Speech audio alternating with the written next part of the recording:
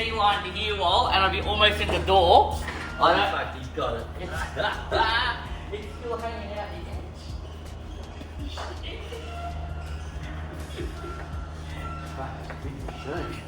Is it? Bigger than I thought. What do you mean bigger than you thought?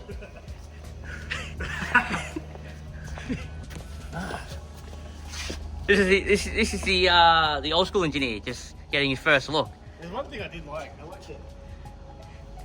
Nearly as big as a bloody 150. It's tall. Yeah. It's very tall. Have to do something about the ground clearance, buddy. We'll work on that. It's got 20-inch wheels. 18s.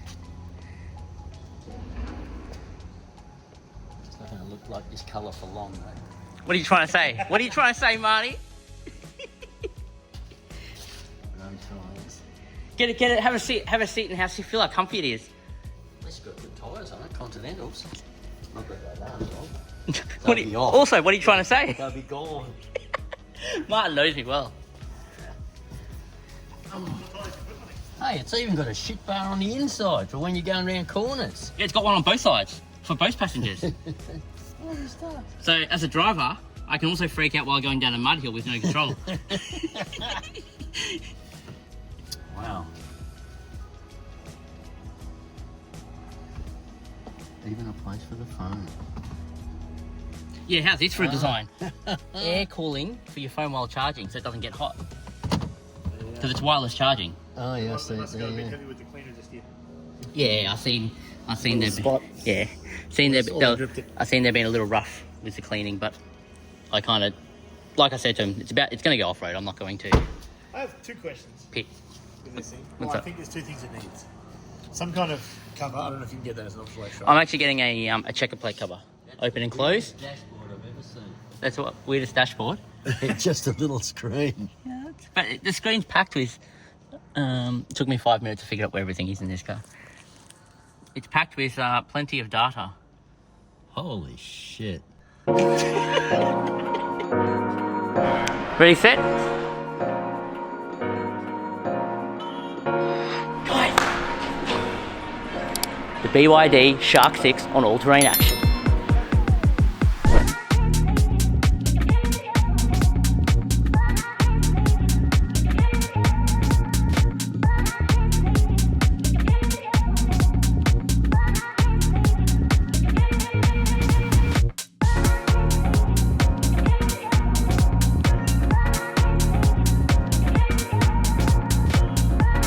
Oh, okay, very good.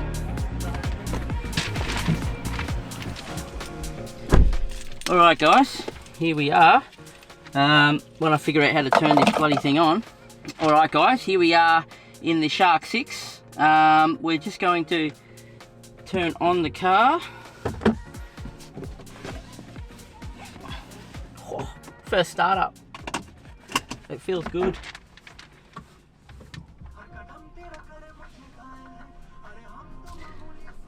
I don't know what type of music's going on here, but this is pretty this is fancy and quiet.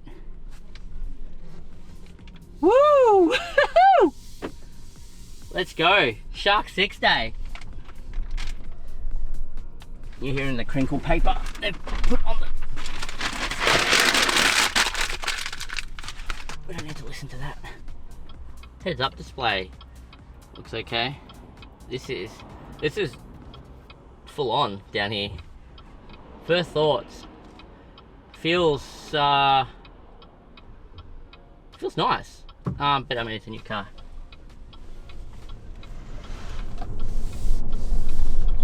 Oh God. Feels big. Much bigger than the C line. This is like luxury, like seriously. That's why it feels nice. They've given me, so I've got full tank of fuel. Please focus on driving. I am focusing. Where's it? So they've put it in this. They don't have this in the C line 6, but in the Shark, they've put this thing here. It's basically a sensor to look at your face to see when you're not focused on things. So like while I'm talking to you guys like this, it'll give me a warning because of that sensor.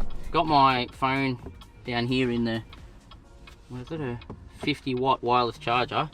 That looks good. That's and it's got an air vent and everything underneath.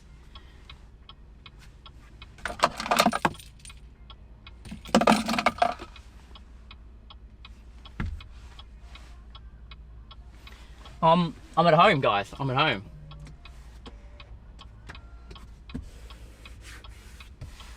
It feels good. I like it. I don't know why they need can grabs here, but maybe because they know I'm a crazy off-roader. I don't know what more to say at the moment other than I've driven it 16 Ks.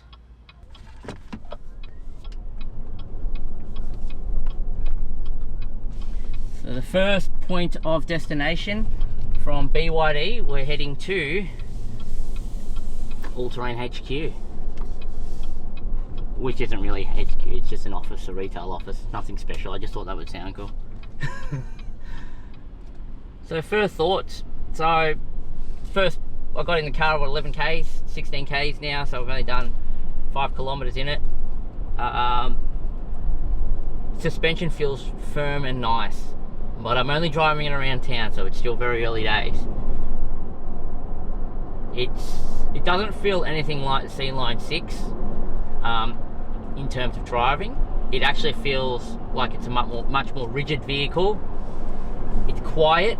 I've got you on the road mic with a dead cat on it, but I mean, this is the wind. If I open a window, you can probably hear the wind. It's just to show you the comparison of, that was a bottle on the road, to show you a comparison of how quiet it is in the cabin at 75 Ks an hour right now.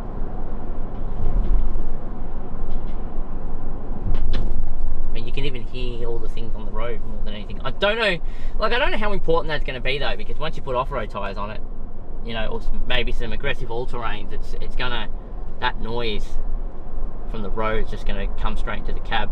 It doesn't appear that it suffers from the same issue the C-Line 6 does, where you can hear wind coming in through the door jet, like the door here. That's very common on the C-Line 6 70 Ks plus. Seems very quiet. Cabin noise is just to the minimum. I've got a few things on the ground I've chucked in. I had bags. I can hear them moving more than I can hear anything on the car. I've just set the vehicle to HEV and save 70. It came to me from the factory at EV mode, and it was set to auto 25. So I don't know if that's what they recommend, but from what I understand of these cars, first 2,000 Ks, you're better off getting a nice balance of engine, ICE engine, and EVU. So HEV 70 save is probably the go-to. There's going to be so many things on this car that I'm going to have to learn, but they would all be very similar one way or another between the C-Line 6 and the Shark. So some things you guys can look forward to. I've strategically planned out a series of videos. So the first, while I've got the car out of the factory, it's zero modification. So this has come, I've purchased this with nothing, no bull bar, no roof racks, zilch.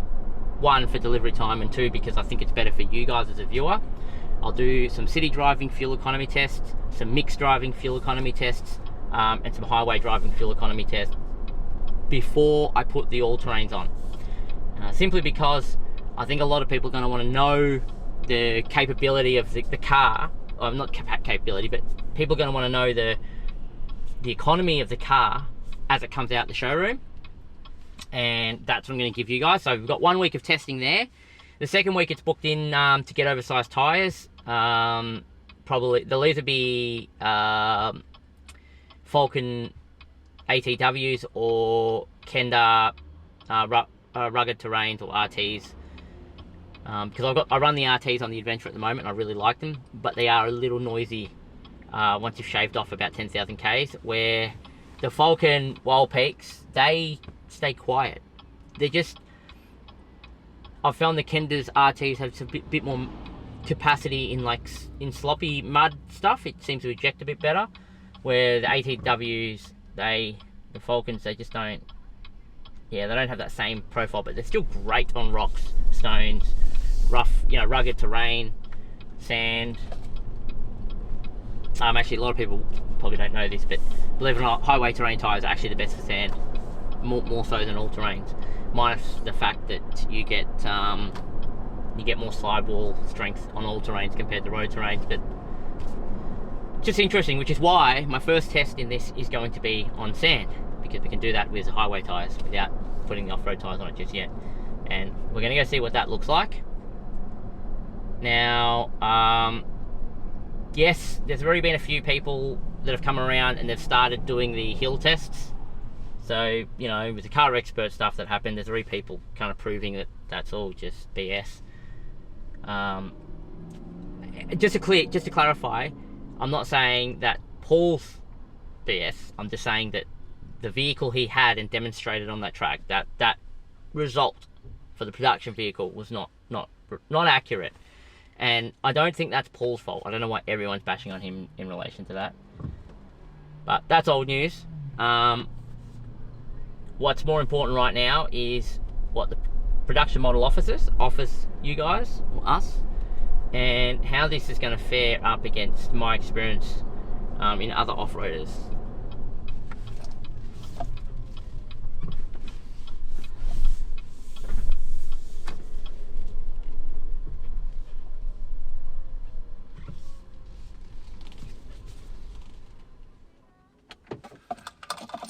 Alright. They'll be off. Also, what are you trying to say? They'll be gone. Martin knows me well. I'm actually getting a checker plate cover. That's the weirdest dashboard I've ever seen. That's what, weirdest dashboard? Just a little screen. Yeah, but the screen's packed with, it took me 5 minutes to figure out where everything is in this car. It's packed with plenty of data. Holy shit. 4-wheel tyre pressures. Yeah, I reckon like a tonneau cover. 82% battery, 700 kilometres on fuel. Can you get one? Using what's that say, 1 kilowatt? That's just idle, That's at all. so it's burning at 1 kilowatt. Can you get like a hard tonneau cover, like what we had in the Yeah, but I'm gonna get a checker plate one.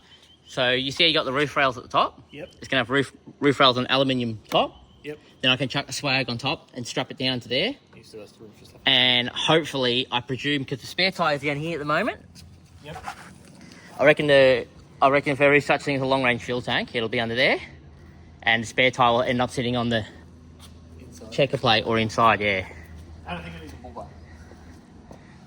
Or Yeah. Well, I got to get the fuel economy test before we go mess around with weights. I just think that's my opinion. The two things I think it's missing. It needs a tonneau cover.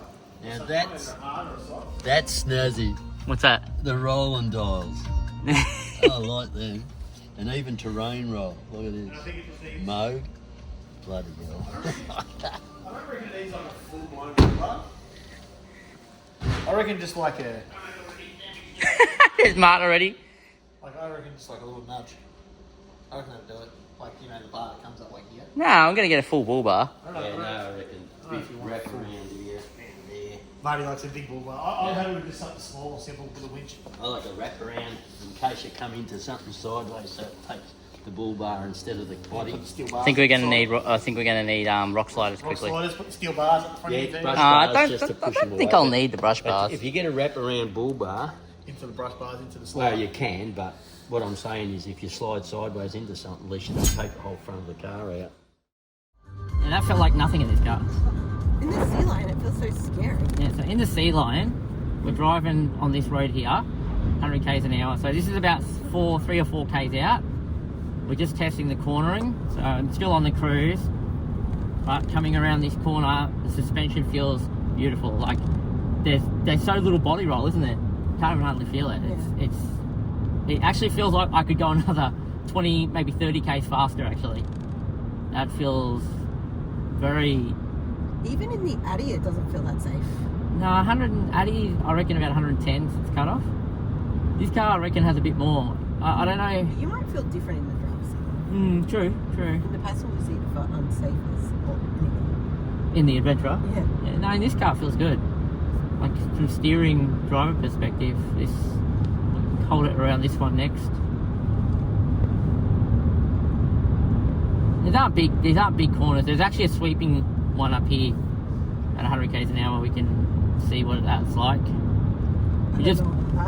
We're just on the sunset drop, and we've got 94 kilometers on the odometer, guys. So it's just banking in. We are in HEV eco mode. I've got 70% save, so I've got the kids in the back. They're mucking about as usual, but we'll just see, because I don't really want to. I want to try and get a good accurate fuel economy test out of this. At the moment, it says I'm using about 7 litres to 100, but I'm also using 20 kilowatts. So that's what's the better. This one here, the past 50 kilometres, it's saying I'm using 9.5 litres to 100 average. So that's, I don't know if you see on the screen, but it basically says with combination last 50 k's, it's working out to be 9.5. We assume that everything else is correct to get that calculation though. That's no actual fuel test. We're going to try and burn this tank of fuel down to empty in the next couple of days.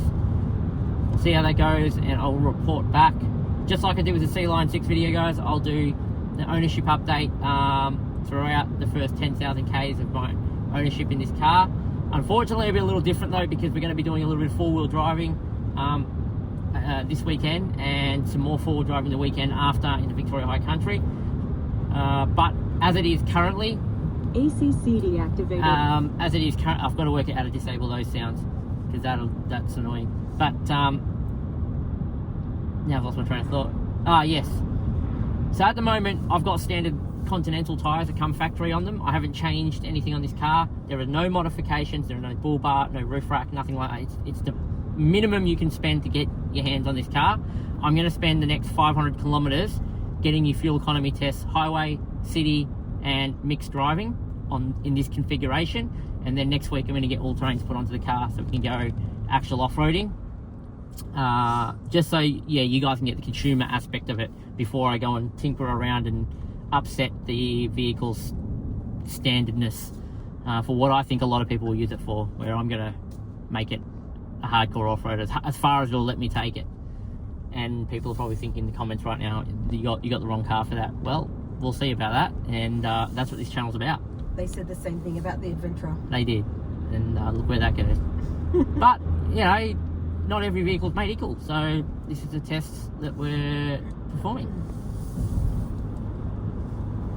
Oh, the cornering and suspension though, oh my god. This is so... Definitely got better suspension. It's definitely got... Look at the grab on that, you feel that?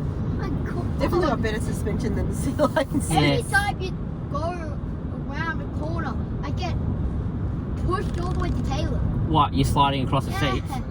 So if I go the other way... Oh my god! It's because I'm accelerating as well, so you're getting G-force and cornering. There you go, guys. Great handling. Just in the test drive, I just could not believe the rigidness of the car with nothing in the tray. So it'll be interesting to see what it's going to be like once I chuck 200-300 kilos in the tray too and do another test. But stay tuned, guys. Good things happening.